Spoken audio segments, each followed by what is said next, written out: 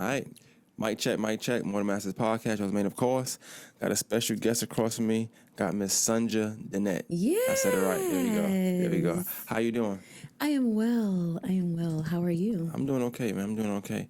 I've been on a run with just arts and stuff, and I do feel like there's certain people in the city that you ain't gonna skip out on, especially when you think about who's doing what in arts and who means what to certain arts in the city. I've watched you for I don't know how long now, but for a good little minute now. I know we follow each other's stuff and content, and I think as anybody's in that arts field, you gotta kind of be cognizant of the artists you have around you, you know. So we'll get into a lot of stuff that you do. I know it's multiple things, and even under them things, it's multiple things. But before we get into all those multiple things, you know, we're gonna talk about you real quick. So just give a little synopsis of who you are, where you from, type of thing. Okay. Well, I am Sunja Dannette. I am from Albany, Georgia. Some people call it the Benny, right? That's where I'm from. The Benny? The Benny, Okay. yes. Yes. What is that? Albany. I hope I don't say no wrong. Is that the capital of Georgia or no? It is, no, the capital of Georgia is Atlanta. Oh, wow. Yes. But Albany never been the capital at all? Never. But it is in the top 10 They largest got a cities. HBCU there. If I'm not They mistaken. do. Okay. Albany Okay. State. I'm thinking about black Correct. stuff. Okay, there Yep. we go. There's All black right, stuff. cool. No, A lot of something. black stuff in Albany. I knew it was something great there. Something great there. Okay, a lot of melanin. Yes, absolutely. So I'm from Albany, Georgia. I was born and raised there, and then I traveled a bit up and down the East Coast, and I came here to pursue my professional endeavors and art as well. And so I'm a singer, songwriter. Okay. Before I get into the now, or just what you got into, like describe just your life, your childhood, living up in Albany. What was life like for you? Oldest, youngest, mom, dad, grandma. Oh, okay. Let's get into that psychological stuff, right? My goal is always try to make somebody understand. They know who you are. Right, absolutely. Well, I am the middle child. I am the middle child of 5. 2.5. Gotcha. Yes, I absolutely am. And I was the only one that was planned. But anyway, let me She thinks she's better than her other siblings, huh? But yes, I'm the middle of 5, and I was extremely to myself growing up, very much in my own world. Probably still am, but yes, I was a nerd. Yeah, I was a nerd growing up. That's what I was. I was quiet for the most part. Being in the middle of 5, what's the sibling count? Was it brothers, sisters? How many? So I have 2 brothers and 2 sisters. Okay. Yeah, I always thought that was really cool. The brothers older than you, both of them? So no, I have an older brother and an older sister, younger brother and a younger sister. Oh, you really are the middle. And I literally am the middle. And I also have traits of the oldest because my older siblings are 10 and 12 years older than I am. So I have traits of the middle child and also have traits of the oldest child. Okay. But yeah. So Albany, I know I'll be talking a lot of black stuff up there. Like, what's it like up there versus here? Is it like a country town? Is it city like? Never been up there before. So Augusta is 2 times larger than Albany. Okay. Oh. Yeah. So Albany is a small town, and it's a place that I wasn't able to really get into.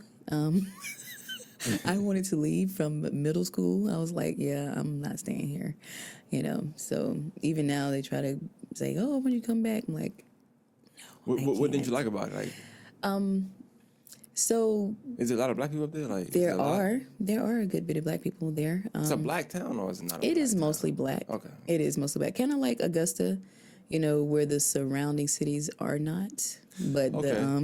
I can see that. But the I can see majority that. is actually very much like Augusta So because is it split too? it's considered the big city by the surrounding Gotcha. towns. Okay. Okay. So you got your Albany, you got your outskirts of Albany, like your Jefferson Yeah. counties, yeah. Mhm. And then the Waynesboro. closest big city is Atlanta, really, or Okay, Jacksonville. okay. You know, so Albany is the city. So you didn't want to go to Albany State? You didn't wanna... Actually, I went to Albany State for 1 year. That was per the request of my mother because she wanted me to stay one more year. And so I went for 1 year. It was not, I wasn't a fan of the experience because I'm different. I appreciate the HBCU thing, but it just wasn't for me, And so I wound up graduating from Armstrong in Savannah, which is now Georgia Southern. But I did not know that. yes, Georgia Southern is now. Oh, they linked the two. Well, no, they own it. It's Georgia Southern. I know. I've been to Armstrong before. Basketball wise, just seeing some games and stuff. I didn't know they did that though. Yeah, it's no longer Armstrong. It is now. I just Georgia thought people Southern. stopped going there. I guess everybody's. I thought people stopped going to Armstrong. I started hearing the names. I thought they stopped getting enrollment. Okay. No. So what was the? And I guess I'm asking these questions. I ask these questions to kind of get more of a feel of the person. So what was the dynamic in your household? I know you said you're the middle of 5. You grew up with your mom and dad, just mom? I grew up with my mother. Okay. Grew up with my mother. My father was not really a part of our lives, and that was unfortunate. Yeah, he left when I was 6, and then after that it was more like visits, random visits. Okay. Yeah. But so I mean, I guess y'all had a relationship, really technically speaking. So, but the relationship, did that make you and your mom relationship like closer, or just because that's all you knew, that's all you had? So I had a very interesting upbringing. Very interesting because you know how everyone has that crazy auntie, Right. but that was my mother. Oh, she was a crazy auntie. Yes. The wild one. Yes. Okay. Not wild, but kind of wild, but crazy. Because, within the Black community, a lot of times we dismiss, the, mental issues and stuff like that. And we just like, oh, whatever. And we just label them the crazy auntie or the crazy uncle, So we had a very different, upbringing because my mother, does have, mental, Okay. illness. And so, but she's high functioning, and, but we didn't realize how different we grew up until we kind of hit the real world. I was like, oh, yeah, okay, that's normal. But Got you. So you coming up, I guess, and it's your mom. So of course you're not really thinking that. That's Right. what you know. So Right. you coming up as that's how things are supposed to be. Or, yeah, I mean, I knew it was different because, like I said, that's the crazy auntie. Your family, your yeah. family, like, do they remind you? Hey, they say your mom is crazy. Yeah, crazy. Or, absolutely. Like, that's tough. it's kind of like a joke. You know what I'm saying? Okay, in a joking way, not like in a joking way. not like not in a hurtful or mean way, but you don't realize until you grow up. Like, oh, But yeah, so yeah, there were a lot of things that we couldn't do. A lot of things that, it was very, very interesting. It's super religious. How would that transfer into today's society? 'Cause I feel like, I could be wrong. In today's society, a lot of stuff that whether it be the 70s, 80s, 90s, even early 2000s maybe, was looked at as quote unquote crazy, or you doing too much, or whatever. Right. Stay away from me. No. Now it's like it's normal. Well, no, it still wouldn't be deemed as normal. Oh, okay. It's probably something different. It makes sense. There's a list of things. It was also super religious to add to it. Okay. You know what I'm saying? So it was my mom was extremely strict on us with what we could watch, what we could do, and I'm kind of like that in some areas because I grew up like that. So it's like, oh, what is this you're watching? What are you doing? Right. You know what I'm saying? And so it's not bad or good, but at the same time is very, very strict. I do have more of an open mind, today.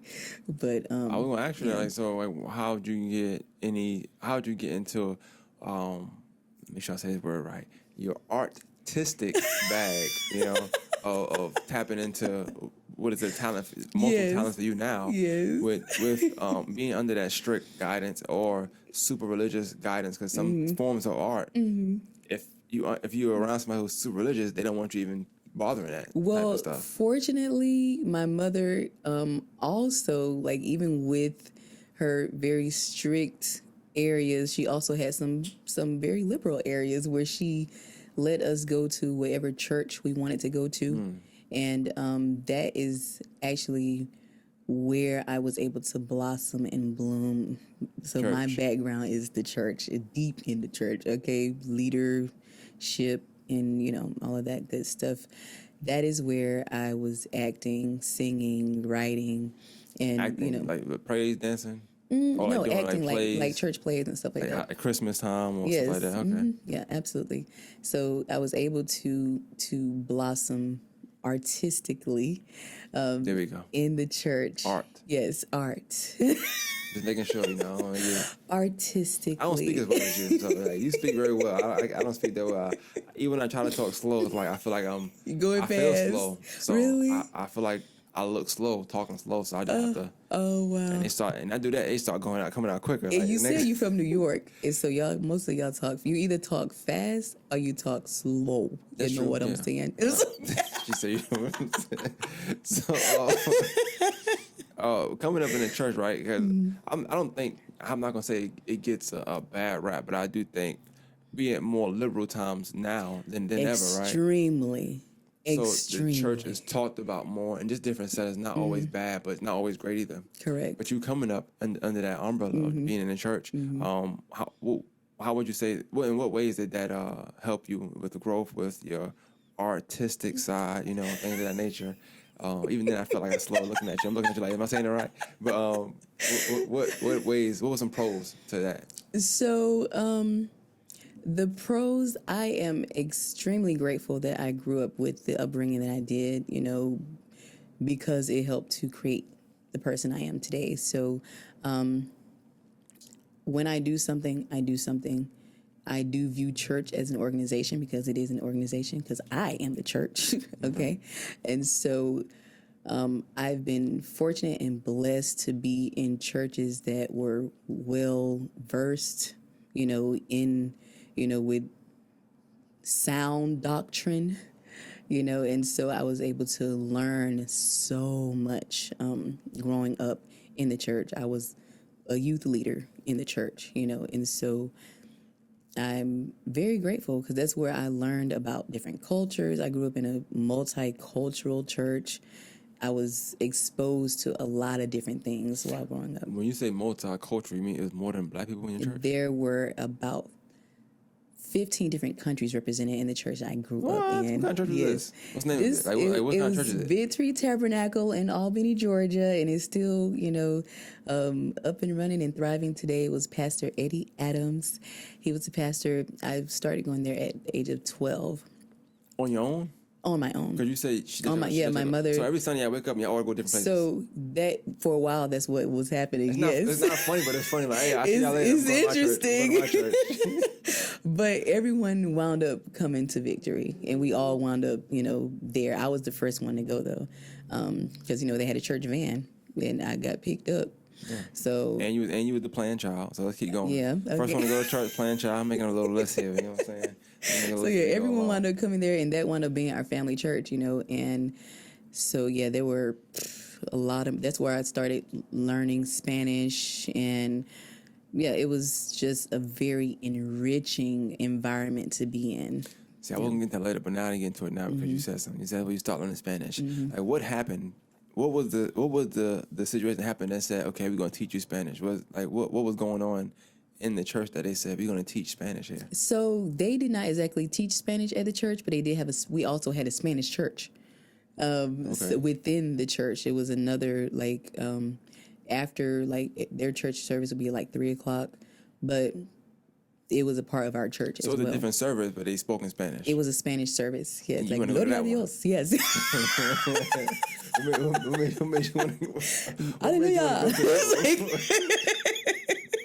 What made you want to go to that one? Was it like the food? You trying to take the food? So or one like of that, the food and the music is different. Like the music is super lively. I love black music and I love black church music, but I mean, put the salsa music to, to a Christian song. It's like, oh my God. I'm trying to think of it now. Yeah, it's I grew up around Puerto Ricans a lot. okay. So Yes. So yeah, they use the same music in church. No matter the what. Same, it does. And we do too, so it's funny. Exactly. Right? But it's a good emotion, bad emotion, always like a slow emotion felt. It's the same thing. Exactly like R&B is gospel. Okay, Right. Yeah, exactly. So I really love the culture because I feel like we're kindred. That's my cousin in real life. You know what I'm saying? Because there's no Hispanic without an African. Yeah. So. And my best friend, she was Puerto Rican, and I would go to church with them to their church, and so it started there. And my favorite singer, Crystal Lewis, all of her albums, she also had Spanish with them, and so inspired. Yeah, so that all inspired me to start learning Spanish. So I want to talk about when you start going to arts on your own, like outside of the church, the organization, right? Like how was that for you, and what steps did you take, and how different was it? Because obviously in the church you're known already, so you done built your platform, build you. I'm ready. My stage fright is gone. I'm not the man, but I'm the man here. I'm the person in charge, the woman. How was it different trying to now in the outside world also conquer that with arts? Okay, so it was extremely different. I can imagine. No salsa everywhere you go. It was very different. And the people are different, that are outside of the organization, kind of, sort of.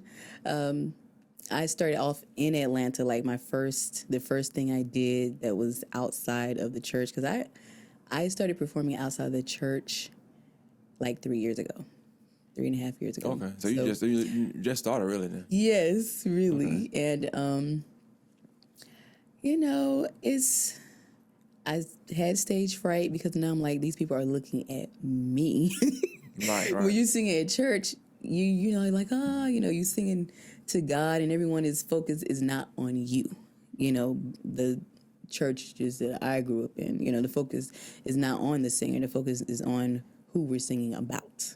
Gotcha. And so, yeah. In that kind of church, I'm going to ask a church question. That kind of church, like, what happens if you mess up? Like, you say you don't sound that great, or you forget a song. Like, what do they say? Nothing. Nothing. They treated the same way. They treated the same way. Can't pass out nothing. None of that stuff.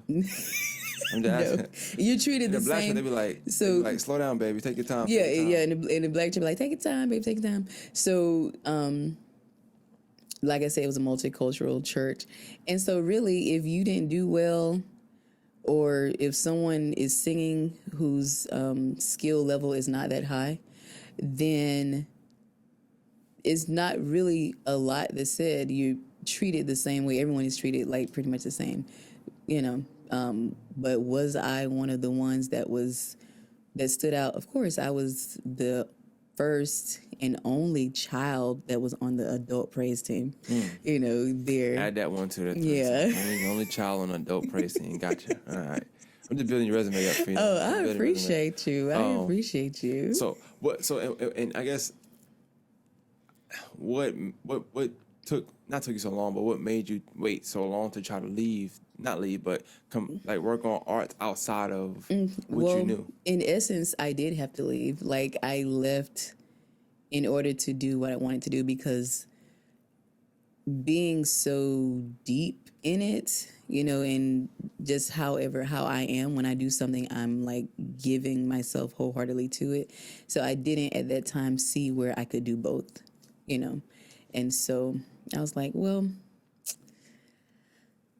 let me just go see what's up out here. You said your first, I guess, opportunity outside of the church was in Atlanta, right? Mm-hmm. Yep. What was the mindset? Did you choose Atlanta, or that's what happened? I was living in Atlanta at the time, and so it was Apache Club before it moved to the new location, and I was like, well, if I'm going to start, I might as well start in the start at a place that's, known for talented singers. I got up there. I performed well, but I wound up running off the stage. You ran off? Yes. You ran. I kind of You was an adult? I was, yes. This was like 3.5 years ago. Did you run like full speed? I didn't run like full jog? speed. I was just like, and I forgot the lyrics of the song. I sang Jill Scott, "He Loves Me," Isaiah in the key of E flat. I sang a little bit of that, and You forgot the words. yeah, the words completely escaped me, and then it just became freestyling and scatting, and What was your feelings like? Like, did you want to quit? Did you just like? I did not quit. I had a friend, Valerie. She was there. She was like, okay, you know we're gonna go back next week, right? I'm like, yes. You know, it was open mic Wednesday nights, and I'm like, okay, and it was a full. It was full of people, and I'm just like, oh my God, the words are gone. So let me just say some of the words that I know in scat. Let me You were nervous or something? I was so nervous. Oh my God. Oh, ask about that. So like, Yeah. because like, obviously you've been performing like all your life. Well, at least 12 since till now. Yeah. Like, what do you get nervous every time you hit the stage? Still, Most like, of the does it ever leave? time, most of the time, I have butterflies or I have to use the bathroom, you know. But Gotta go pee real quick. so most of the time, if I'm nervous, there are butterflies. I have to calm myself down to breathe. I'm like, breathe in, breathe out. It's okay, you know. And I remind myself of my why, of why I do what I do, you know. And that usually helps me and calms me. But social anxiety is like, whoo. But I make it through, and so it's like. Well, I want to kind of touch on your journey, like even in the past 3.5, 4 years that you've been that you have been outside of the organization, doing things. What's some of the first wins that you started to see when you started to do so? I know the first thing you did probably in real time it don't look like a win because you just ran on the stage, but also it's a win because now you know what not to do or Right, you know how to attack that situation next time you run into it. Yeah. But what are some wins that you got like you first started doing? Like, okay, I can to kind of build your confidence back up or build it even more than what you had. To build it. Practicing and putting myself out there more. Just putting myself out there, putting myself in situations because there's always opportunities around to perform, you know, and with social media, it's like even it's exhaustive, you know, literally and figuratively. You know, there's always room for growth and improvement. That's how I view my craft is something that I can always build upon, something I can always practice and learn something new, do something different. And I love to do it. I'll never not do it, you know, so it's just putting yourself out there to actually do it in front of other people. At what point did you come to Augusta and to start doing your art down here? Like, around what time did you come to Augusta? So that was great question. You know, so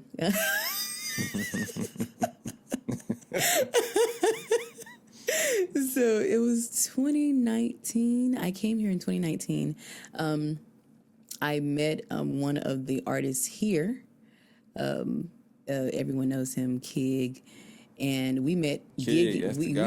We were gigging in Atlanta, and I met him, and he was like, "Oh, you should come to Augusta." I'm like, Augusta. I was like, hey, what you talking about, man? What was that? I'm like, I don't know, because I never had a thought about Augusta. You know, I was like, oh, okay, cool.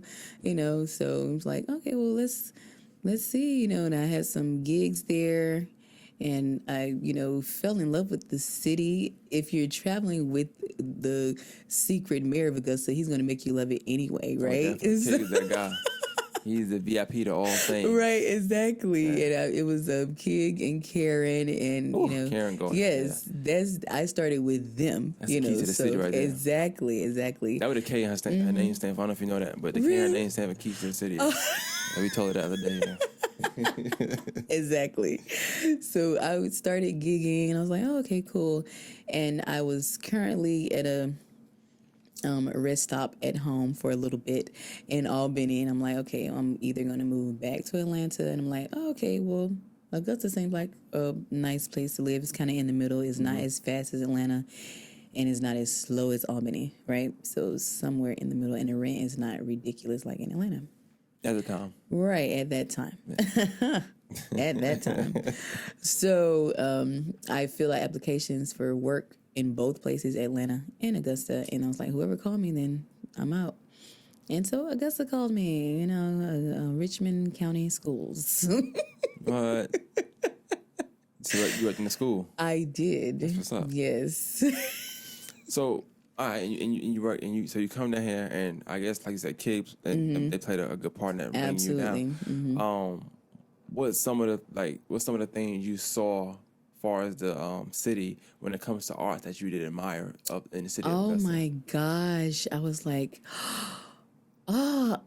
I see so many weirdos like myself. And I was like, that is so, appealing to me. That started off Yes. very wild just now. Like, where we going with this? What the hell? Okay, I got you though.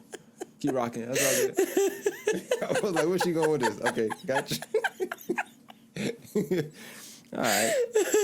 That could go so many places, right? But no, weird artists, artists are weird.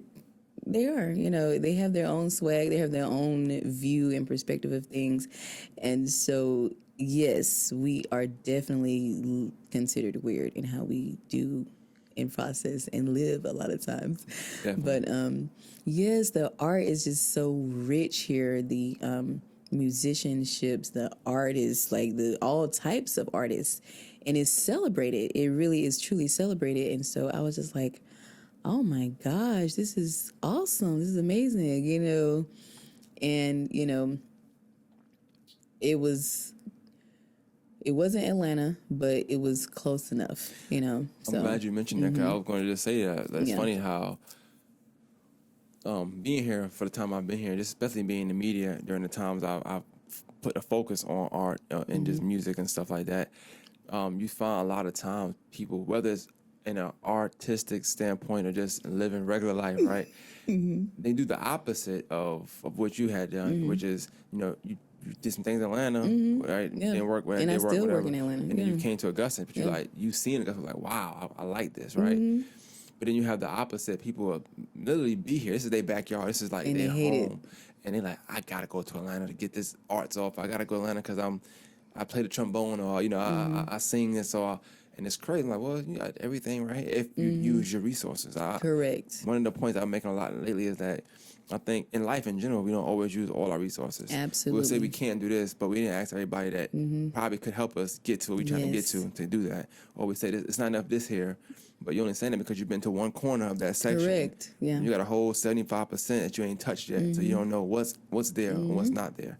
And I think Augusta is real representative of that, where it's like it's a lot of arts, a lot Absolutely. of, and it is celebrated monthly, weekly, even in a lot of places if you go to the right places and the right people. Absolutely. So what was dope about your story just now was telling me that you ran into one of the people who means so much to just the arts program and the growth of arts in the city. Absolutely. Being King and Karen, that that's like the best thing you can ever do. Anytime somebody asks me a question about arts, I just say talk to Karen. Go. Absolutely. Once Yes. I found out, I thought she was white when I first heard her name, right? Not because it's Karen Karen. was funny, right? And before Karen was Karen, before Karen, Karen right? was Karen, right? But I had it was a great Eva Miller, and she would do a show called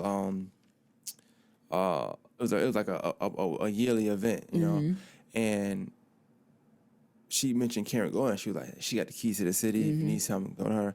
So I ended up tagging her in a post that I was posting of this person talking. Right. I said, oh, she black. Yeah, I didn't know her. You know what I'm saying? Then I tagged her, and then from there, one day she did my podcast. She quoted something I said, and we kind of linked up, over time. But yeah, just meeting her and knowing her, like you get introduced to so many people. I don't care who you are, where you at. Yes, I've been at absolutely. work. I used to work at this shop or this place on Future Road. And it'd be district people come in there all the time, and Karen be shopping in. I'd be working. She's like, hey, Jermaine, come here real quick. Hey, this is Jermaine from More Than Mass. I'm like, hey, well, I'm also working, but it's all good. Yes. But that's the type of vibe you want to be around. Absolutely. People who want to bring you into those rooms and bring you into those settings, Yes. or introduce you to those people that matter when it comes to arts and what Yes. you're doing. That way, you don't have that feeling of, I don't have it here. I got to go to Atlanta. Right. Yeah. And I understand that, especially when it's home. Your hometown a lot of times is not exactly, it may not be where you're going to flourish. It may not, for a lot of obvious reasons, not because of the lack of resources, but because of your environment. Yeah. So even if you're in your home space, you may have to change your environment. You may have to change the people you hang around. You may have to change the places you go to get something different or do something different.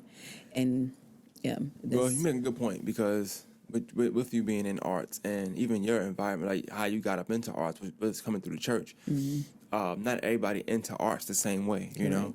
And like you said, you could be a product of your environment. So if for some reason you're living in I'm going to just use Hesper instead of using like the average, the poverty-stricken black child. Right. So let's say you're living in Hesper, and you're around those people, whatever, and you're from a richer culture, you may not get to ever experience the arts that we like, in our culture, because of your environment. You got to move around. But the dopest thing about with you coming up is like in your organization, the church, you have multiple cultures and things of that nature. So you probably never had that one track mind. Like I grew up like all around all black people. So when I came out here and I seen white kids in the school, and I was like, what's going on here? Like, like I remember seeing Gothic kids. It was a group. It was like a group of Gothic kids, a group of like sports players. You had your regular people, but everybody was like so clicked up, and that's life, Yeah. But I was like, oh, it got this. I always see this in movies. Like this is MTV to me, Like, this is one of them rock band, Stacey's Mom Got It Going On type of music videos. Yes. And I was like, all right, but that was my mindset. I never knew nothing else. Yeah. And like coming down here, like you open your eyes to it. So where like, had I never been around that, and then say I see 25 years old come down here, I'm like, oh, get away from me. You're weird. Know what I'm saying? Like you said earlier. But they not. You realize that you being a crowd with people, and they just like you. Yes. They might have their own kind of like a niche and what they like to do, and what they like to wear and how they act. But really, they just like you. Absolutely. But you don't get that appreciation people until you around it. So like you said, just the product of your environment, being around what you're around can push you in this direction or another direction, depending on what you're around. Absolutely. I like that about Augusta. It's not a melting pot per se, but it's definitely like diverse. Yeah, it's diverse. It's not as diverse as where I came up from, but I think we was a melting pot of just minorities. It's a bunch of minorities around each other. Versus you got your whites, your blacks, your But I say that to say like when you being down here, like what's some of your favorite things in the artistic form to do, or your favorite places to perform or to go to kind of release your artistic side? Yes. Well, I am a professional, so I do get booked, and I'm booked pretty often, and so for me, being such an introvert as I am, I consider that my social aspect when I'm working. Definitely. And so you got to. Yes. You got time for nothing else. Right, you got to make it as you go along. Exactly. But downtown Augusta really is just, there's always something going on. There's always a place to go to listen to live music. Live music is you can always find somewhere where you can listen to live music.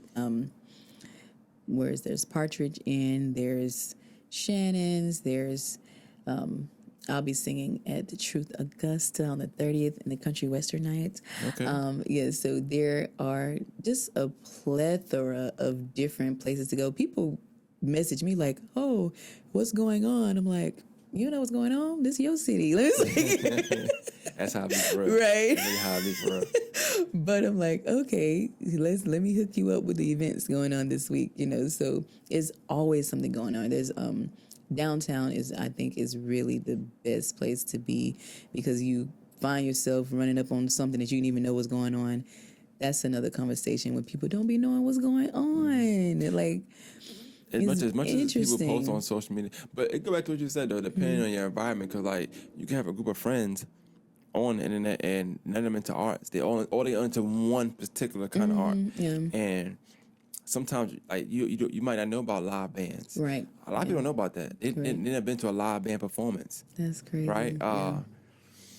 Which I want to get into in a second, but they never been to those, so like they don't understand what it means and why it's a big deal. Why I get booked so much. Right. You got a lot of people who only in arts have its own inner. I would say inner. I don't want to say like a battle, but you can say that battle within itself with not accepting of other arts. Absolutely. So you only think it's only R&B, it's only rap. That's it. It's extremely cliquish. It's very interesting. When you think about it, and I talked to the Karen Gordons and like the bands that's what make the money out of the bands, because it's always gonna be room for a band. I don't care what. You can't always go rap at an event. You can't always go R&B sing at an event, but you can always book a band. Absolutely. That's the safest. It's for all ages. You know what I'm saying? It's like the PG. It's like it's PG. Yeah, it's gonna be. You can play anywhere, any time of day. If that's what you request. Yeah, exactly. You can get raunchy if you want to do covers and stuff in that nature too. Exactly. You got arts in the hearts in the city. You know, people don't know about that, and you got people who like every year they learn about it. Like I could not believe that. I was like, you didn't know about the arts and the heart. That come to Augusta just for that. Like I got my platform called More Than the Masters, but Arts and the Hearts is a real good example of that being More Than the Masters, because people come down here for that as well. Correct. You know, it's not just about. We got events that people would travel to come see, and that's one of them. You got a bunch of bands, a bunch of mentally talented people. Most of them be from here too. Yeah, exactly. Even somebody who live down the street from you. It's beautiful. Yes, you know? I love it. I love it. But so you I know you're professional. I know you do your own entity as well, but you also are in a band, or you're not. I was. Well, we was in a band, so I want to ask you about the band stuff. Though. I want to ask you like the pros, not pros and cons, but like what's some of the like. Because I have my own opinion on like working with people versus working on your own, right? This question, yes. Like, what's some pros and cons of working in a band, or being in a band rather, and then being your own individual artist? So it's very interesting, and for me, it's interesting because even though I may work, as on my own as well, but I will also book a gig where it's like, oh, we want a band. I'm like, okay. And then I go get musicians. And there you go. You got your band. Okay. Okay. So that is always doable for me. So I don't really see any restraint or any restrictions for me as my own entity, because whatever the client is requesting, I can provide it. And so, but then being in a part of a band, which I did have the experience, and it was very it was fun. I was like, oh, this is cool, and just having different personalities, having to try to meld together, and having a specified leader, all of those things. So the dynamics are different. The dynamics are different. So different than me getting a band together for this gig, as opposed to being in a band and we are, performing as that particular band. Probably not a good question to ask. I'm gonna ask anyway, right? What band would, and out of the two you just named, right? What band you think plays better? That's a great question, because at the end of the day, I think it really depends on the skill level of the musicians, as well as how much time they put in rehearsing. Okay, I only ask that. Like, I be comparing sports. I know Karen love when I get in my sports versus arts bag and stuff, but I think about the cohesiveness of a band that practices, that has the ups and downs, of the arguments, not arguments, that dynamics you're talking about, the leader versus I might want to be the leader, so I might be extra doing stuff or whatever, Yeah. But I don't know. And I can't tell you 'cause I haven't been around bands that much, but I did watch this one band. I wish I could say their name, I just can't think of it right now. Damn it! But I've seen a few bands. I ain't seen every band, but I've seen a few of them. That was probably one of the most cohesive events or performances I've seen just in my life. It was this year during Arts and the Hearts. I don't know. It could have been. It was a woman lead singer. She's married to one of the instruments. Oh, okay. No, I think EQ. Was it EQ? No, I know them. No, I like that's my god people too. I'm not Okay. saying no, but it wasn't them. Okay. They can sing though. Yeah. I grew up with a man. When I grew up, but I know a man you were from before I moved down here. It wasn't them, but I can't think of Karen. No name. I just can't think of it right now. Probably. Because which stage were they on? Were they on the Global? Or Karen stage. Yeah. Oh, okay. Oh, This year was on Karen stage. They closed it out on Saturday night, and I can't think of it. They sung some songs, and the cohesiveness was just. it made me be like, yo, why was I in band? Why didn't I play an instrument? Like, Wow. So because you were truly I'm watching inspired. everybody. You know, your eyes is, of course, you're gonna be on the singer because they sing and they. But then you got these people playing an instrument so beautiful. You know what I'm saying? It's Yes. like you start to really think of how, like, and we talk about being artistic, and how y'all minds think differently. But when you in a band, Yeah. you realize how it's true. It's true. One band, one sound. But then again, you have to break them sounds down. Absolutely. So when I'm hearing the guy on the piano, I'm like, I'm looking for a little while, and I'm looking at him, not thinking about the singer or none of that. I'm just honed on the piano. It's Right. like, damn, he really Is amazing. like that. Yeah. Without that, it don't sound. You know. Absolutely. And then I'm thinking about her singing. I'm thinking about this person in the background. This guy on the drums. I'm like, damn, everybody Is doing amazing. got their own piece. Yes. And you think about life in general, like it makes you think like, damn, you know, that's how life supposed to work. Like That's everybody right. do their part, and you sound so beautiful, you know. Let's make And music. then when somebody don't do their part, you might not sound that great, That's and now right. somebody got to pick up somewhere else. And Yes. but yeah, I asked them a question because I wonder if a band that kind of, you know, has the ups and downs together, practices together, versus, I'm thinking about basketball, versus a team that I might pick 5 great players to play with each other. Right. But are they really going to beat the team that's really Are they? practicing Cohesion together? is extremely important, and to me, cohesion can happen. It doesn't matter how long y'all been playing together, because you can just, be mediocre and been together for 10 years, whatever, True. So, the skill level and the emotional intelligence, all of that plays a part, the different types of personality and being willing to be flexible and actually be a team and say, okay, this is the common goal that we have and this is what we're going to do. And that, I think, it applies across the board when you're working with a team. Cohesion is something that can be curated and created based upon the members. Yeah.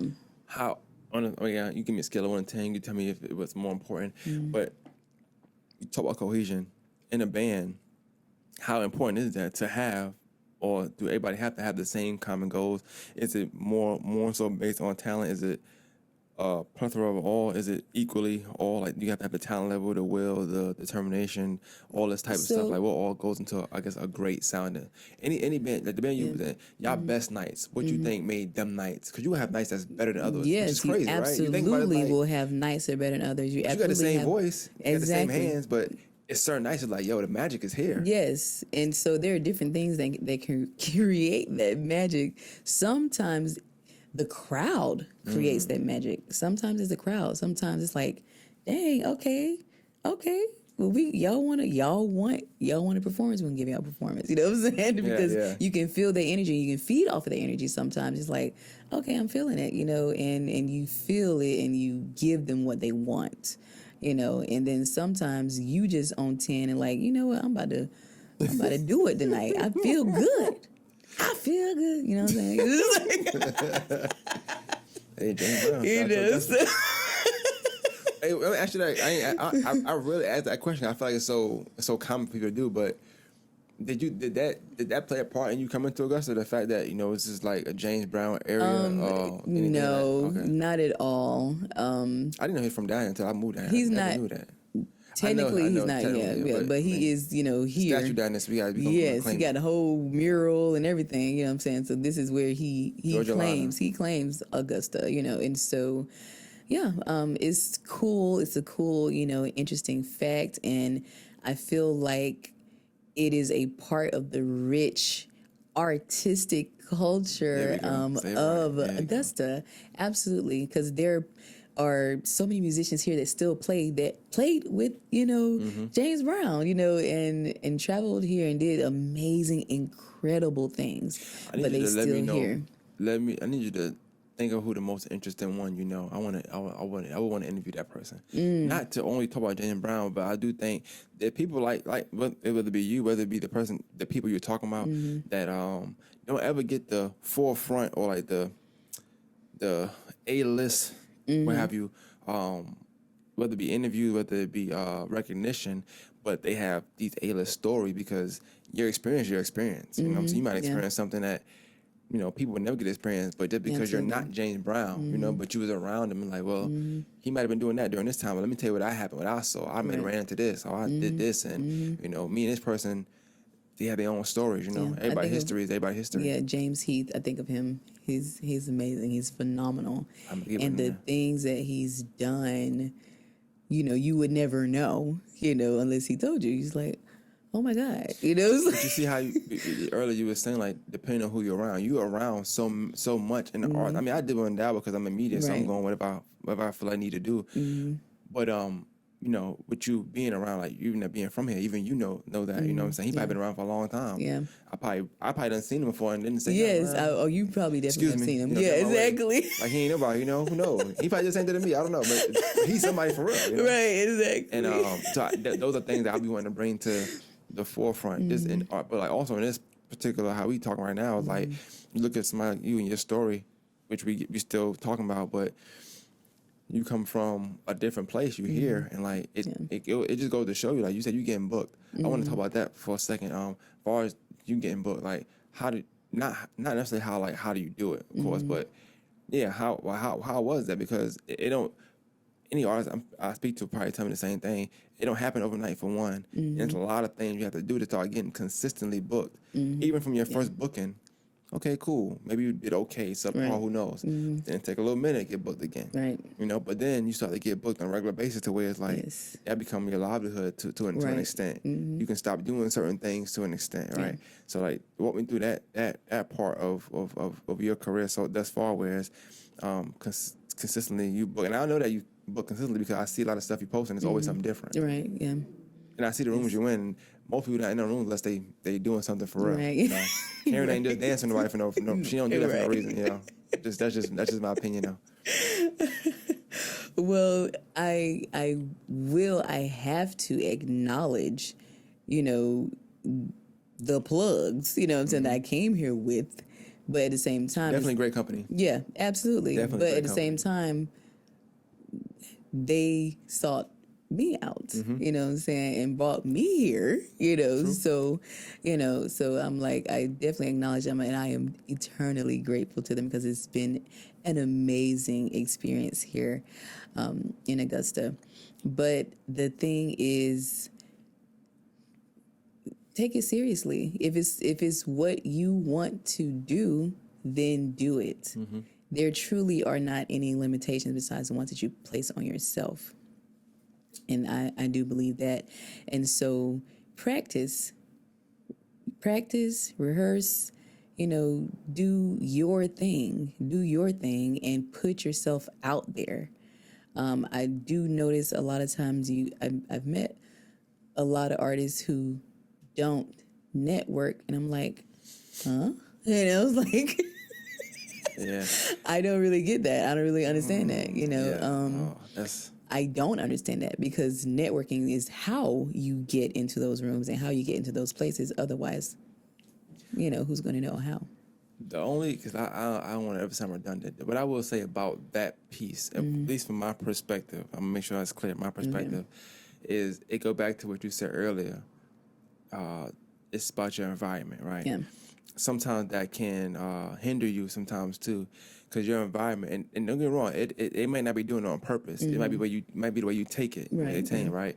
But your environment, you have people telling you you're good. Oh my God, I love this. But they supposed to hype you up. They're supposed to. Right. But somehow it be maybe the transferring thing is messed up. I don't know. But like people will take that and feel like, oh yeah, I am good. I am too good. I'm too good for open mic. Yeah. What is this? I want you to pay me this. Not saying don't charge your fee, but what work you put in? Your neighbor is telling you good. That's it. It's just your neighbor. That's not even a 5-block radius. This is just 2 miles if that. And people will take that. Or they'll take this social media, which is also a new form of praise, which wasn't always around. Whereas they feel like, I'll use you as an example. I start singing tomorrow. I can't sing. Don't worry about it. I start singing tomorrow. I can't sing for that. I can hum real good. I'm a professional hummer. That's in the shower. But I start singing tomorrow, and for some reason I'm singing. I'm doing some little videos or reels, just doing some runs. Sound like Wanye from Boys and Men, right? Trying to, and I get a bunch of likes and stuff. So now somebody say, "Oh, you can come open mic for what?" And I'm in my mind, they think, well, Sunja, she put a song out, a little a single reel out, and she might have got 40 likes, whatever. But mine got 400. I just went viral. I got 400. Right, But yeah. they think that means something for real. Like they think Well, that I did it don't. Yes, yeah. But they really think that yeah. means like, hey, I don't have to put work in no more. Like I done made it. This is it. And I never want to take away from anybody doing that or getting good numbers because it's all about that because that's how you make your money. Exactly. But you make your money all the time based on putting your work in. Correct. And I want to say that to kind of segue into what I was going to say about you is when I first came across you, it was actually through a person out, and shout out to my guy Charles. I think I seen Charles, his name Charles Conker Jones. Charles. Oh, okay. And he would comment on your stuff a lot, because you would sing, you be in like a room, you be singing and stuff. And I was like, okay, she be singing. I didn't know who he was. I just knew he was somebody because I'm seeing all the arts. We don't know how we add people. We don't know. Right, we add each other. Exactly. Who knows? Yeah. It's like, oh, hey. I don't even know. Yeah, I can't tell you that I added you or I don't know who. Because that's a part of know. networking as well. And that's my point exactly. I see you with somebody, you know what? Yeah, okay. Yeah. Add that person. It might be something, might not, who knows? Exactly. But I see it, and then even the growth from you doing that. I remember TikTok wasn't even that popular at the time. You was posting a lot. You just doing it rapidly. It was COVID though. We was all in the house. Oh man, I had so much pay fun. attention to everything. Yeah. So I'm like, all right, cool. I'm watching it. Then I see like your networking starting to grow more because you're doing this, you're doing that. Then you start to get booked, and you start doing shows. Now I'm seeing you with a band. I'm seeing you on your own, putting your own visuals out and stuff like that. And I'm remembering when you were just in the room. Right. You see what I'm saying? Yeah. I remember that. I ain't think about no numbers. I ain't going to see no likes. That stuff is cute too. I'm not going to say a lot of that, but the work that somebody put in, that's what's going to get you booked. That's and true. I'm thinking, if I'm not even in the arts like 100%, I can imagine somebody who is 100%. And they seeing that like, damn, we got to get her on. Like, you know what I'm saying? So that's what I like to see. I like to see the growth from point A to point B, and then point B ain't even done to point B to point C. You know what I'm saying? To wherever you're gonna be at. But when you say like people don't network, that I think sometimes it be that, and they be having this secret society or whatever, secret competition, with a person. So and instead of networking, they think that creating, I guess, a scenario in their head where you have to go against each other, where you don't know nothing about it because you're not thinking about this entity or that person. You just put the music out. Exactly, yeah. But in their mind, for some reason, right? You put somebody, they put something out right in their mind. You get 40 likes. I got 42. Yes, I won. But you're not thinking like that. You got 40, but you done got booked too. Yeah, you know what I'm saying? exactly. So that's what I see on social media. I only know because we talk to a lot of artists, me and Slim, or me and whoever I'm doing interviews with. Sometimes I do multiple interviews and multiple brands and stuff, and you be around them and you notice that people really do look at social media as the only form of validation. Only form, but like you say, it's some people who not even on social media that get booked all the time. Absolutely. A lot of millionaires are not on social media. Exactly. It's becoming a part, and people realize, oh, okay, this is something that I have to do.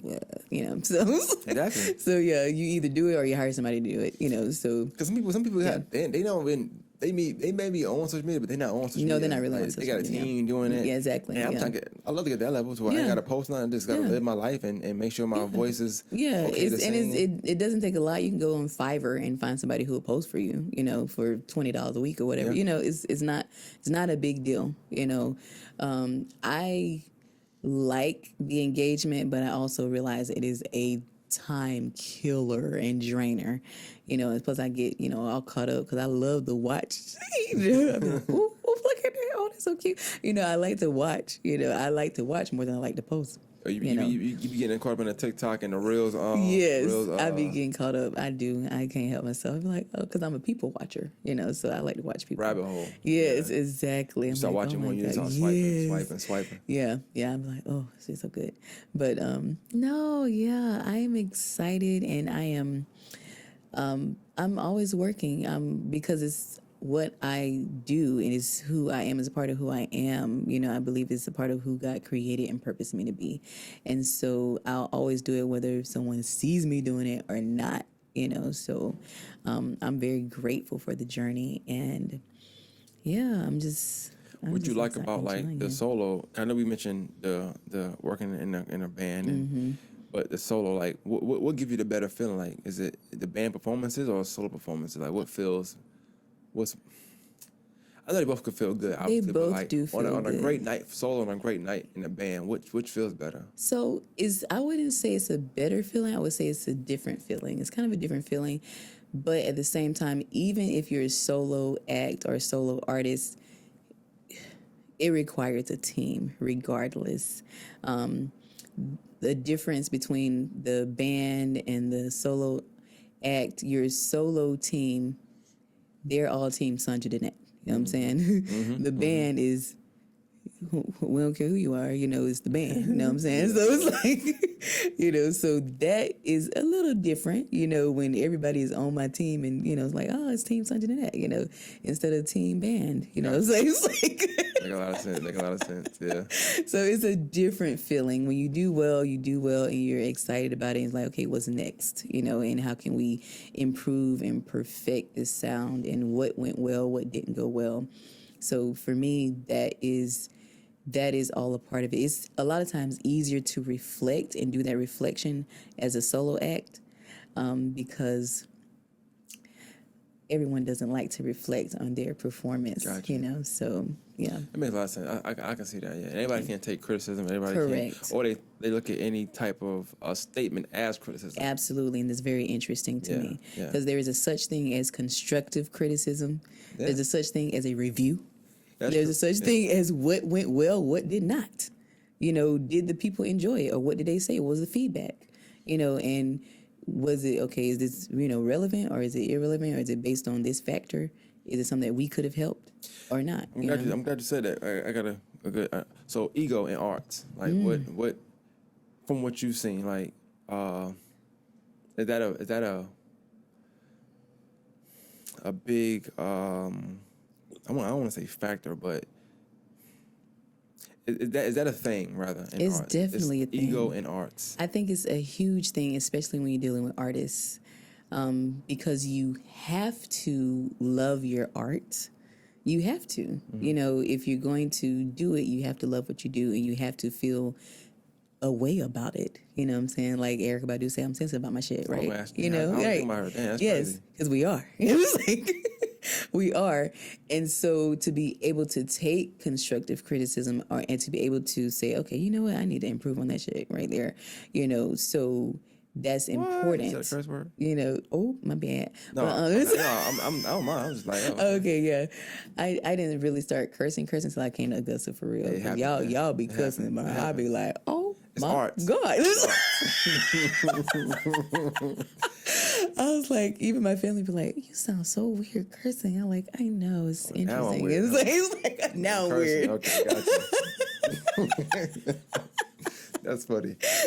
But yeah, and I just asked that because like I said, I don't know what to consider a certain thing, arts, whatever. I think anything when you create is art to me. I believe the same thing, yes. You could be working a job and it not be something you love. It and be be art, creative and be artistic. Absolutely. Even when you think about customer service, it's an art to that. You know what I'm saying? But I said it kind of when I first started podcasting. I used to think I got a good one. This is the one. I'm thinking I did a good one. Yes. And I put it out and then I talk to somebody at a time. They'll say, "Yo, I thought that was gonna be a little better, but it was okay. It's okay." But that's younger version of me, like right. Because that's the first call you get 7 o'clock in the morning. It's the first call by the podcast. Like, oh, what's up? Right. What you thought? Oh, all right. Yeah, that could have been better. All right, cool. But as you grow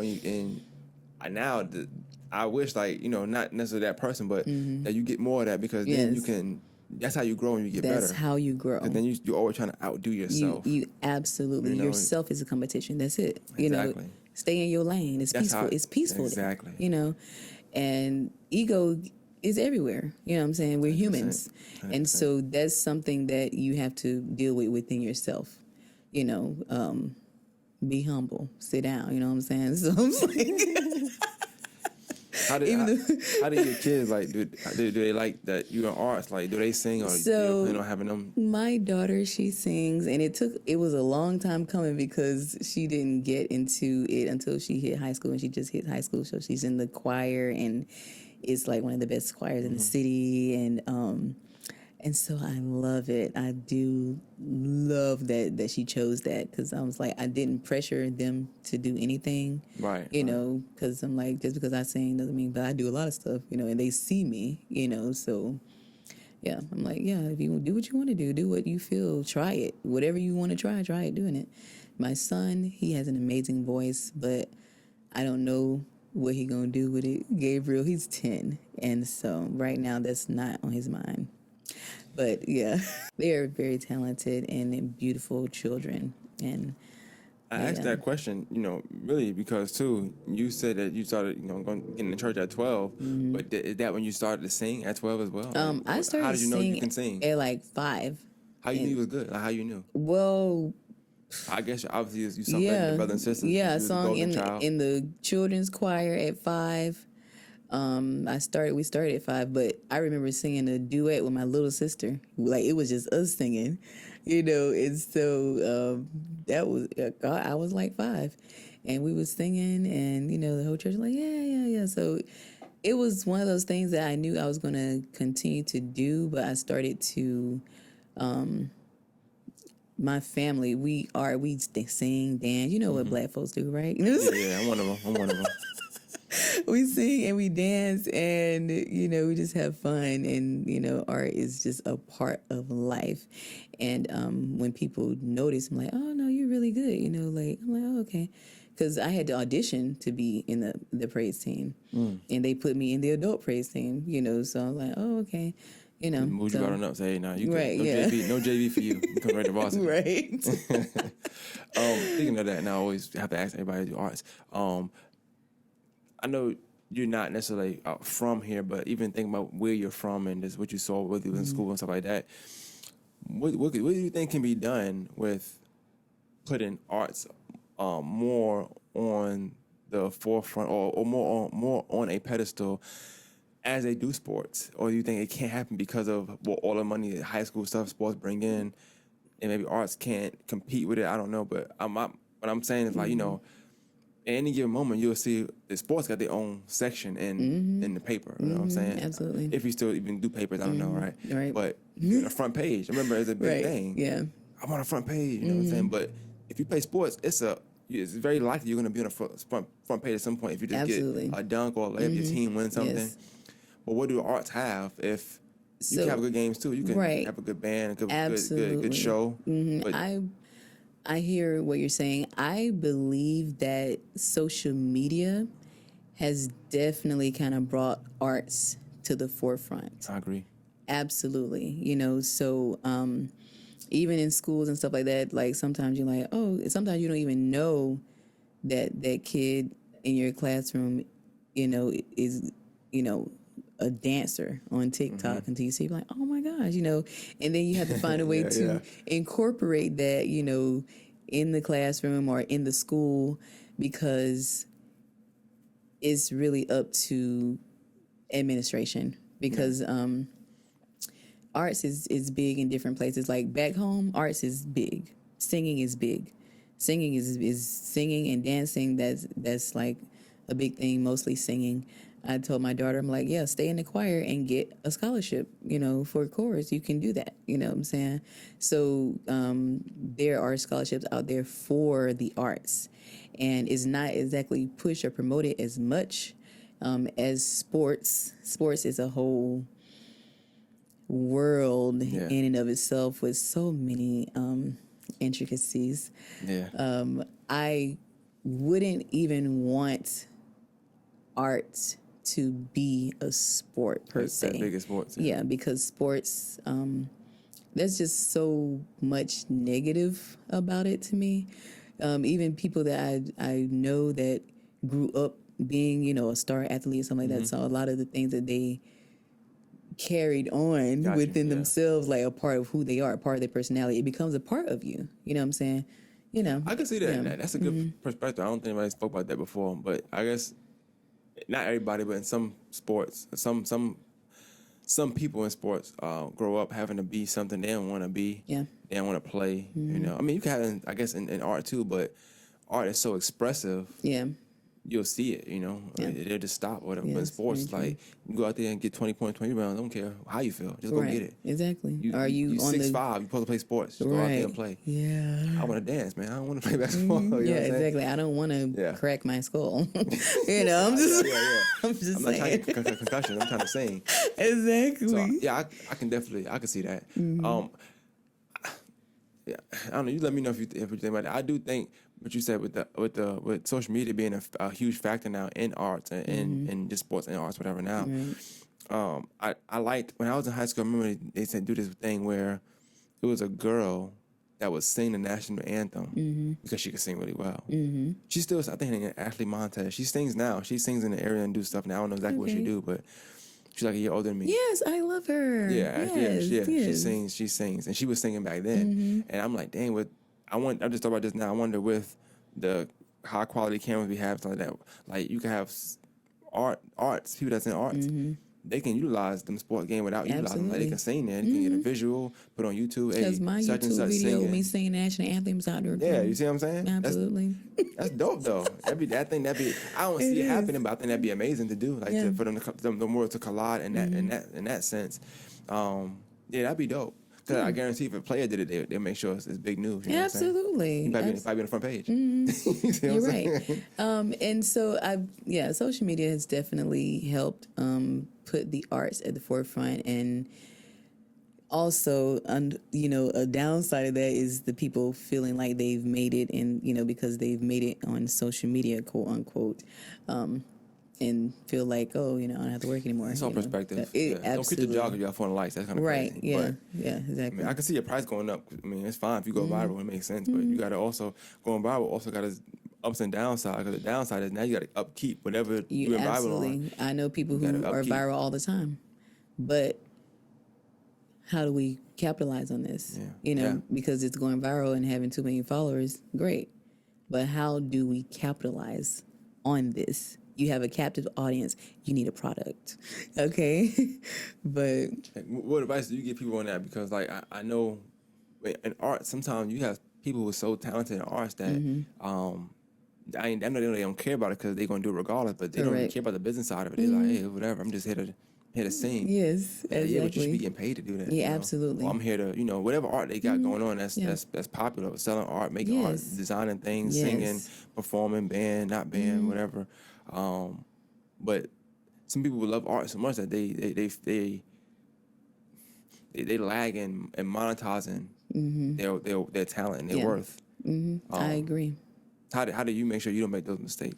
Well, it's one of those things that you have to continuously work on. I definitely, the business side is interesting, but it's still business. You are a business. If you are an artist and you're actually doing, working, you're an entrepreneur, and you are your business. You are your brand, so yes, you need to have a real business plan for yourself. You need to have what are my goals? How am I going to market this? What are my products? Is it just me, my products and services? It might just be singing, but eventually it becomes more. It always becomes more because people want something tangible. And so I'm working on that for myself as well. But yeah. Speaking of that, I know we talk about you singing and just your story. What do you think it is that one sets you apart, and then part B of the question is what are you working on as far as musically? I know some artists like to put projects out, EPs out, little projects here and there, or just the onesie twosies. What's some things you working towards, as far as you continue branding yourself? Yes, absolutely. Great question. I try. I believe that we're all different and we're all unique, that God created us different. We all have something to offer. Every single person, I do believe that. And so whatever you have is what you have. I am me. No one else is me. So that's the best that I can offer is myself and who I am. Being bilingual and singing in Spanish and not exactly holding myself to a particular genre. I appreciate that about the arts, and I really don't ever want to be known just for this or just for R&B or just for, I kind of don't. I'd rather not. I'd rather be an artist and just dip and dabble and do whatever I feel like doing as an artist. Got you. But so I know you mentioned the bilingual and singing bilingual. So you can also, I mean, I guess you can talk it through, not just singing, right? I am fluent. Okay. Yes.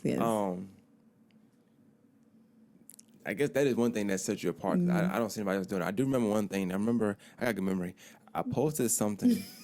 It might have been about Tony Braxton singing something bilingual. It might have been "Unbreak My Heart." I don't know. I know it came out of my car. I'm like, whoa, what is this? I don't know what she's saying. Right.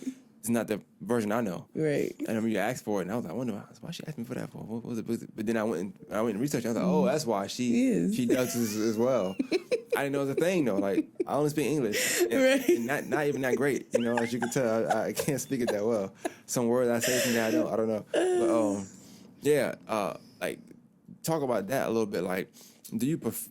What you prefer? You prefer to sing in Spanish, or you like it? Like the challenge. I really love speaking and singing in Spanish. I like speaking and singing in English, but singing in other languages adds something to it. You know what I'm saying? When I break out in Jill Scott, and then change it to Spanish, it's usually a wow factor, even though for me it's just like, whatever. Hey, going from a soulful to salsa is kind of crazy. Yeah. That's kind of, imagine that. You smooth, you feeling it, and you got to start moving your hips back and forth, getting your Ricky Martin on.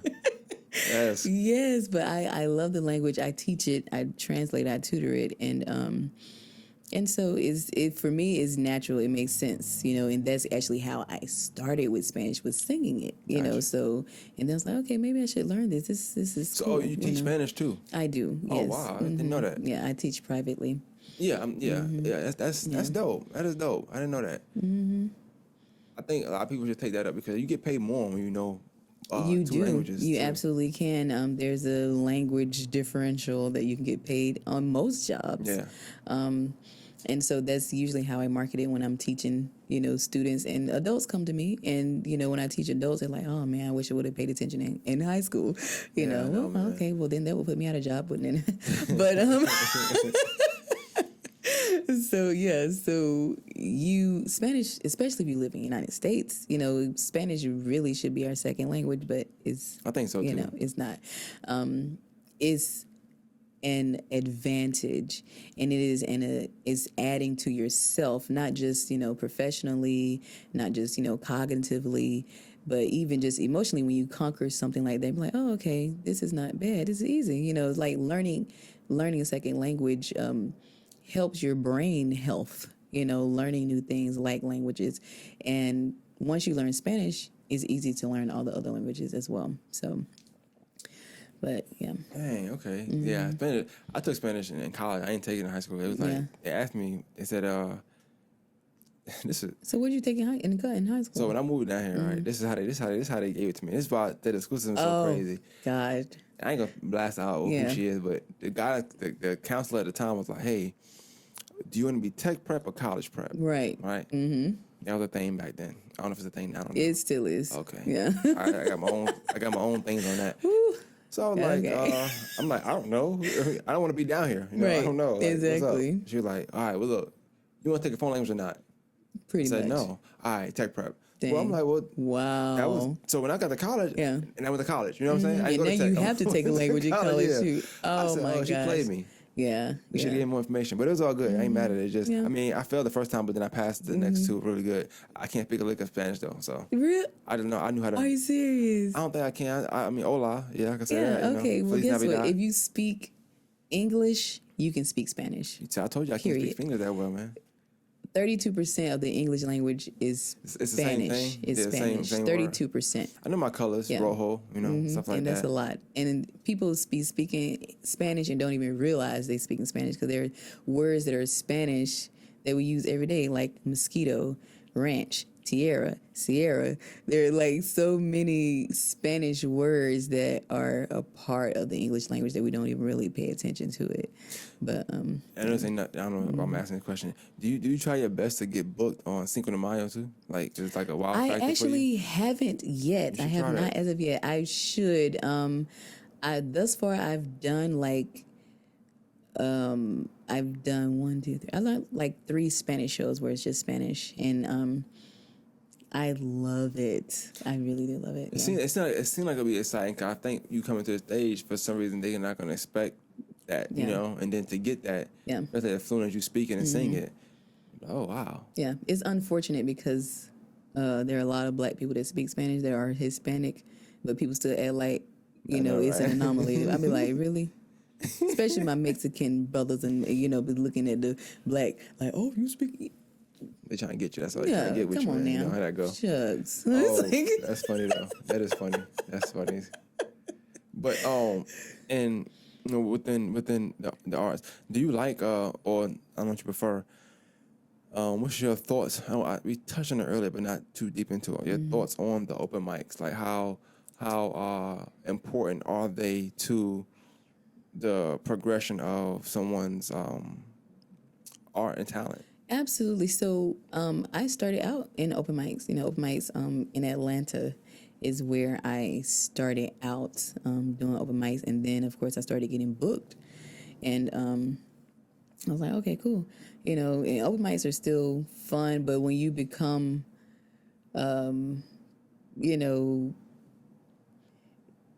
when your goals, it has to align. Yes, I can go to open mic and go sing for fun because it would be for fun. You know what I'm saying?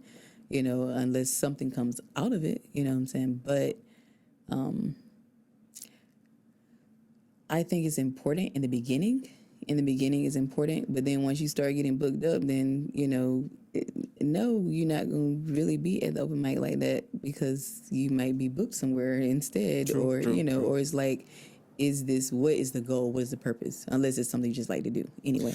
I was thinking more in that sense, like what if, and I guess it depends on what type of art you're doing. I don't know if singing, and you let me know because this is what you do, would be more of a, you want to stand back sometime because obviously if you are booked and I got 3 or 4, or let's say I got a booking every week, Right. I may not go to open mic. I'm trying to preserve my voice Yes, yeah. for the one I'm getting paid to do. Exactly. Or you might go to open mic to practice for the gig you got. Right. Yeah. That's why I look at open mic like practice. So like, I don't expect an NBA player to be like, man, I'm not playing no pickup game. Why wouldn't you? Right. Yeah. Probably need to play Should pickup game rehearse, to see but where you at. at the same time, you don't want to get injured because then got a line. Yeah. So I'm not gonna play with you. I might play with KD and them, Yeah, but I'm not exactly. I'm not gonna play outside here on Tobacco Road. Yes, Right, but yeah. I may go to an open gym where some elites are gonna play at to kind of test my skills. Right, Because I know exactly. we all gonna play at a certain level. We're not gonna hurt each other.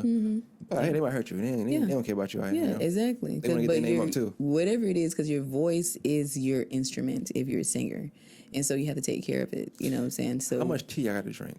Oh God, I heard drink you a have to lot drink of tea. every day, I love right? tea. Like, Yes. wake up and have to drink tea? It's like a Tea's, ritual? Or? It's not my ritual. Sometimes, I mean, I'm a green tea. I'm a throat coat. Throat coat. Yeah, throat coat is the bomb. But Say that again, I'm sorry. it's called throat coat. Okay. Yes, I'm sorry. I It's thought you said a something type different. of tea. What you Okay. guys said? No, it's it's fine. It's okay. 117. Edit that. Listen. Yeah, I was like, I'll make sure. I don't know. All right, you sound like me a little bit. You about to speak Spanish or something. I don't know. It's just saying that go around social media. I just make sure really? So you said Throat it's called? coat. Okay, It's gotcha. called throat. It's like a jacket coat. for your Yes, okay, gotcha. yes, To and it's cover really it good. up. Yes, and there are different things, different remedies, different things. Like, oh, if you're hoarse, then do this and do that. So I do hang around singers, and because it makes sense. But no, it's an instrument. You have to take care of it. Even like what you eat, exercise, all that stuff matters. Just like an athlete or just like any other thing. I think it's even more so though because it's in here. Yeah. So what I do matters. Drinking. I always all that ask people that same questions about singers just because I think y'all opinions, not saying they matter more per se, but because y'all do it, you have a different lens. Like you ask a person who play a certain sport about a sport, singing. What would be considered bad singing? And not from a sense of like you can't sing. Like you can sing, obviously, but like Right. I think I've seen people say something like people did like unnecessary runs, or I guess maybe not like people like Jasmine Sullivan because she can do a lot of, I guess. Yes, I don't a lot know, of yeah. runs, and And then, which I hate this though, people they'll when they want to big somebody up, they kind of belittle somebody else, or they belittle Beyonce for something else, Yeah. whatever it can be, right. whatever. But I feel like, I don't like that it's either. a bunch of pros and cons, whatever, based on what you like. Correct. I'm not saying I don't like runs, but I like Wanye from Boyz II Men. I like how he sing, but I some love people him. say Yeah. he do too much. Now maybe in the video he moves his neck too much. Well, I just love him. He probably moved neck a little too much, but that was my, that was my man. You know what I'm saying? Oh, okay, Boyz that's II what's Men, up. that was Wanye. You know what I'm saying? But Ain't nothing wrong with that, you know what I'm saying? Ain't nothing wrong with that. Yeah, that's my guy. He can sing. I love him. So I think that singing is an art form. We're talking about artistic things, correct? Artistic, there and we we're go. talking about the arts. And so are there technicalities? Absolutely. Is there a science to it and a learning to it? Absolutely. But at the same time, when it comes to the listening factor, is a lot of times purely aesthetics, meaning I like her voice, or I like what she does with her voice. I like the way that she moves her voice. I like that. I like her art. Somebody else might hate her art and hate the way she moves her voice and hate the tonality of it. So it is art, and it is absolutely up to the listener. Like beauty's in the eye of the beholder. And when it comes to art, I see it the same way. Someone may not like the way I sing. Okay. It has nothing to do with me. It's my art, you know what I'm saying? And it's my expression, I like that because I think social media made me start to second guess Keisha Cole's song "Love" because they always say, "Oh, wow, why she's dancing so much?" I Listen. didn't know. I liked that. I thought I it don't was like it. dope. I don't like it. But now when I listen to them, like, damn, I start to see what they're saying, and that pisses me off because I like I this can't even song. listen to it. So, I can't now. yeah. I tried like last I week. never could. And I was like, oh, damn, I never they done messed could. this song up for me. I never like her could. voice. I like when she Yeah. sings. I never thought about that song as being like irritating. That's pretty much the and, only song I ever really listened of hers. I'm not like for me, Mary J. Blige is the queen, I and love Mary J. Blige. anybody that is one of her understudies, I'm good. Mary J. Blige has her I'm space. glad you said it. Yeah.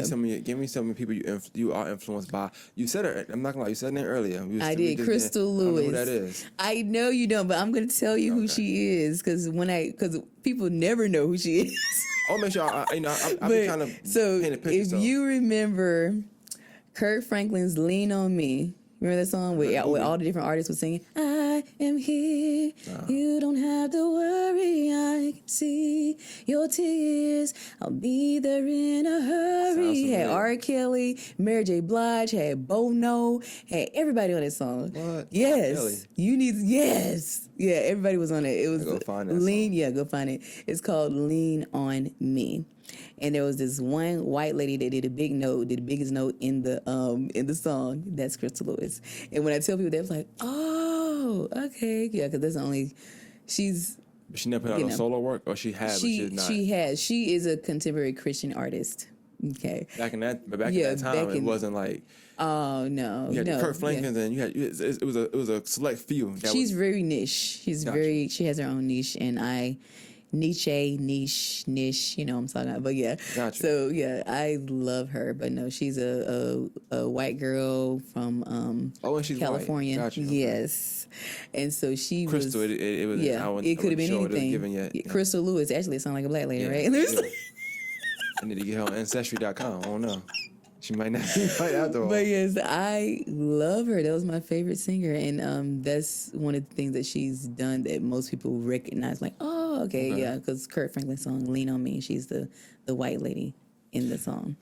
I'm just happy that I got a little song out of it. I'm I gonna use that know, clip right? as soon as possible. You know? Just let you know right now. You know, I don't believe in asking people to do stuff on the art. 'Cause I feel like what I do, I want people to watch this and go view it. You know, I never want anybody to come up here and be like, "Hey, do this," unless like I said, if a rapper, they want to do that. That's different. Right. But Either when it go comes ahead to and spit on art, that I'm mic. like, Go ahead and freestyle. I be You know what I'm trying. saying? I believe in freestyling. I believe singers freestyle as well. You know. I like it, but it's like, okay, I ain't gonna lie. So Q, you mentioned them. Uh-huh. So not her, but Emmanuel.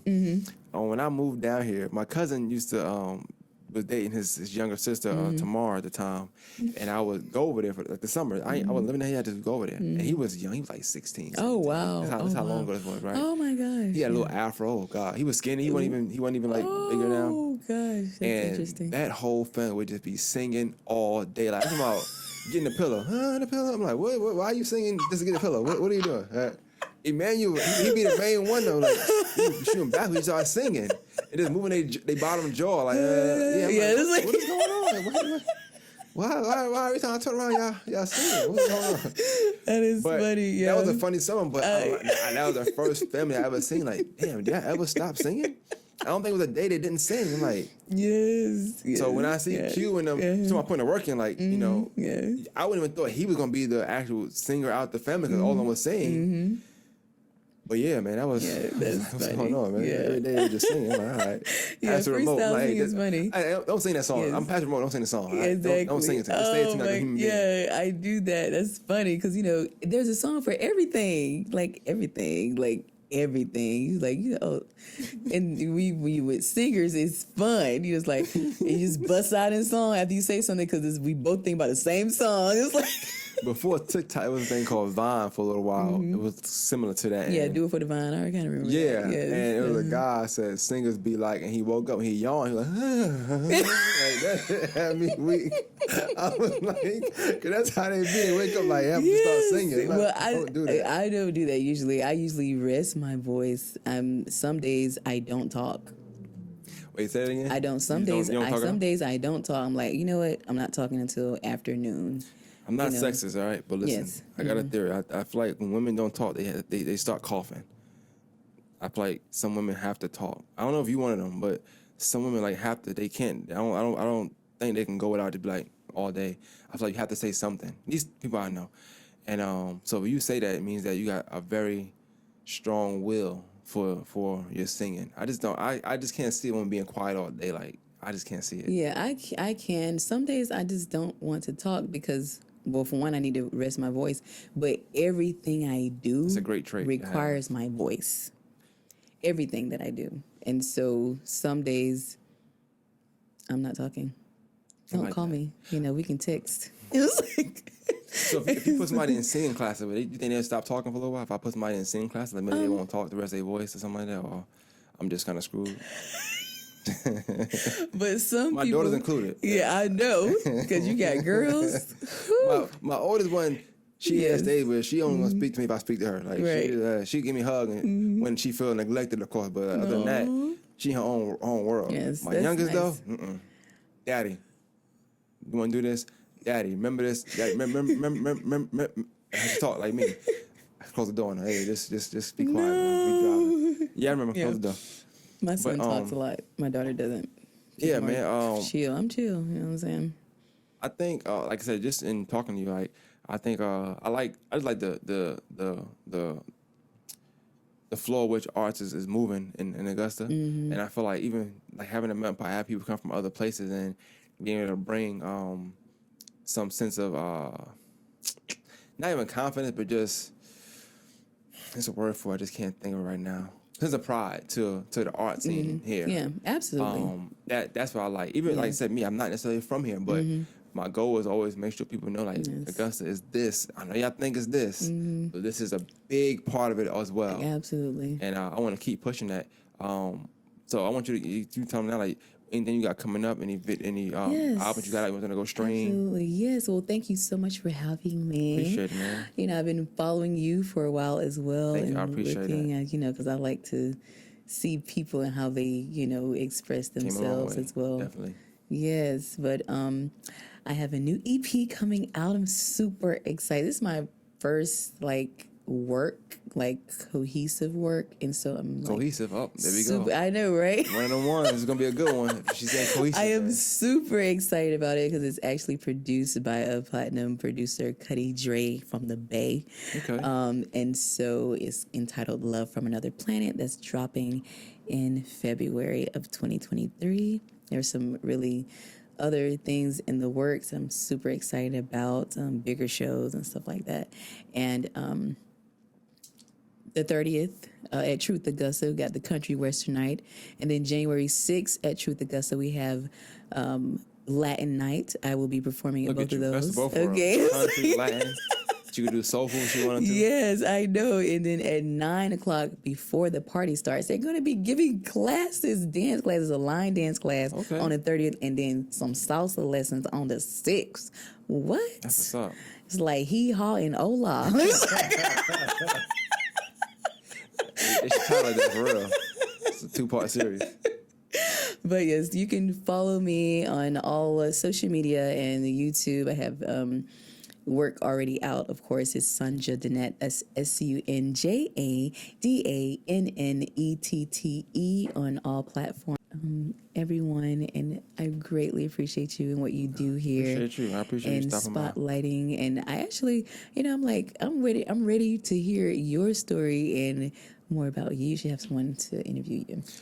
I actually just put an interview. I just did an interview with Newbie Vet TV. Oh, okay. Obviously, like I said, I did commend him on when I did my Thinking Out Loud. I commended him on. I take interviewing, like I like doing that. Like I like to do talking, but I like the interviewing. Yes. And I do have one question for you now. I think about it. Damn, I forgot about that. But he did a good job.